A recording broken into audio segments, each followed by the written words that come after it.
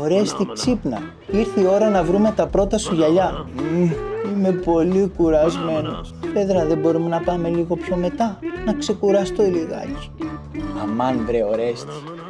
Γεια σας, είμαι ο Γιάννης από τα οπτικά Αντωνακάκη, ο μπαμπάς της Φέδρας και του Ορέστη και θα σας παρουσιάσω 3 επιλογές γυαλιών οράσεως για τους μεγαλύτερους φίλους μας. Πρώτη επιλογή, γυαλιά οράσεως από την εταιρεία Polo. Σούπερ μοντέρνα, στρογγυλά, κίτρινου χρώματος. Δεύτερη επιλογή, γυαλιά οράσεως από την εταιρεία Moschino.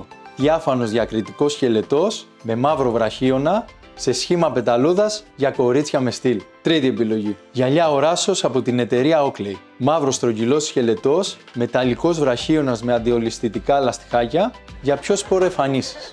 Καλά Ορέστη, τα γυαλιά σου είναι καταπληκτικά. Ναι, δεν μου πάνε πολύ. Νομίζω ότι διαλέξαμε τα καλύτερα. Μπράβο! Σας άρεσαν οι προτάσεις του μπαμπά μου? Κάντε κανένα like να πάρει και τα πάνω του. Περιμένουμε τα σχόλιά σας. Γεια σας!